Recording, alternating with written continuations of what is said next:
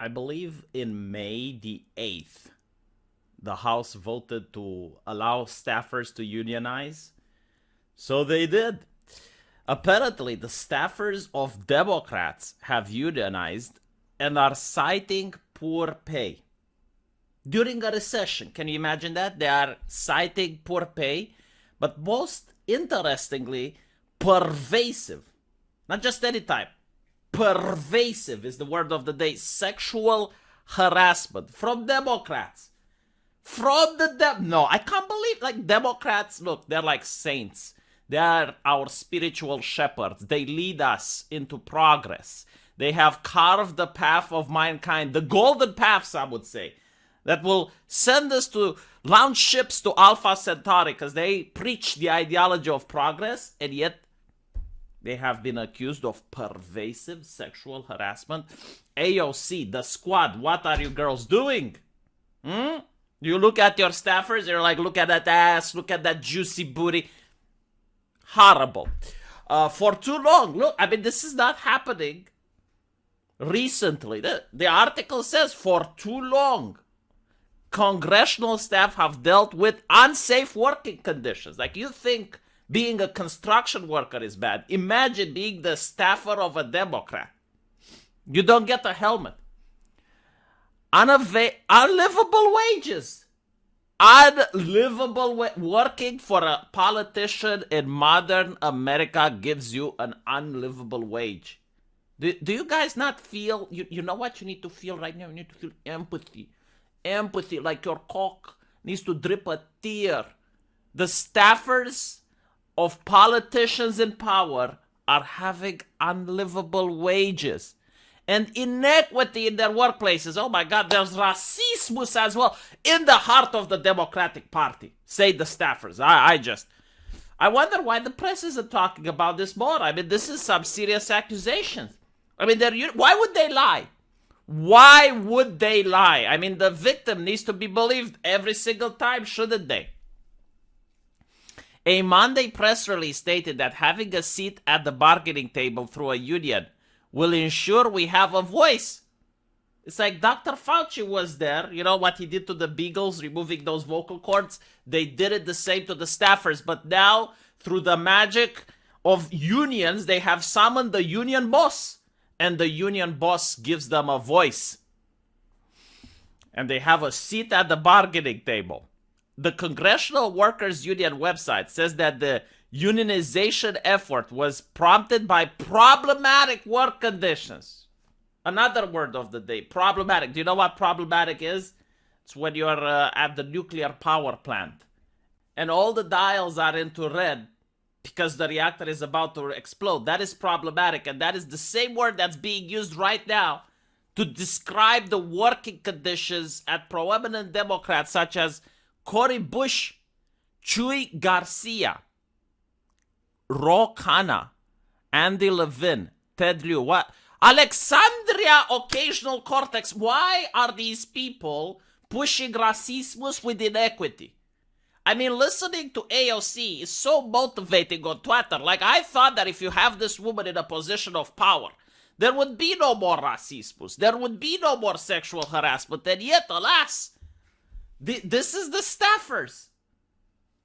Ilhan Omar, oh my God, say it ain't so. Melanie Stansbury had their staffers joining the new union. Some of those members are multimillionaires. Yes, I know. I mean, look, I have so much empathy in my heart. Like, so much. But even so, there is not enough to go around, so I need to focus on the people that matter. The multi-billionaire staffers at the Democrats who are suffering from unlivable fucking wages, goddammit. Apparently, a lawyer and a real estate investor has reported that his net worth of $3.5 billion owns an energy company and has a net worth of $3.95 million. The median salary for half staffers is $59,000. Like, look, with $59,000, you cannot live. You cannot live in Biden's America because the motherfucker keeps printing money. So, you know, like $59,000 might be like $59. So maybe they know what's coming and they're like, look, These wages, compared to the inflation, are unlivable. And on top of that, we have to put with pervasive sexual harassment. I mean, if it was just sexual harassment, maybe that would, but it's pervasive. Democrats hemorrhage staff at a rate of 24% higher than Republican in 2021. So from what I understand, and this is like the rumors that's going around, the Democrats, when they won, they promised a lot of minorities positions of power.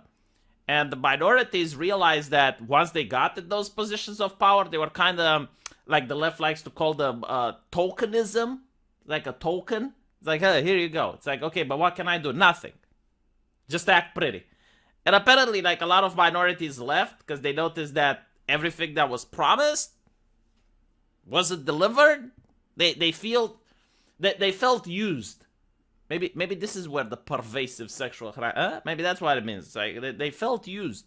So they left. They were hemorrhaging people, yes. Former chief of staff of Garcia resigned following allegation that he laughed in the face of a female staffer after she disclosed that she had been sexual harassed when both were working with Senator Bernie Sanders. Oh. Garcia, this is not a laughing matter. Garcia.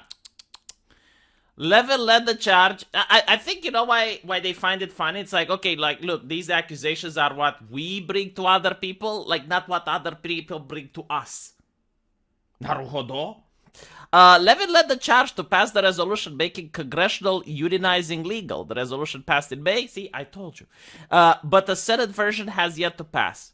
Now, House staffers cannot be fired, demoted, or otherwise punished for unionizing, a development that opened the door for the announcement. Oh my God, this is just... See, this is the facial expression that I would be having if I was a Democrat right now. I'd be like...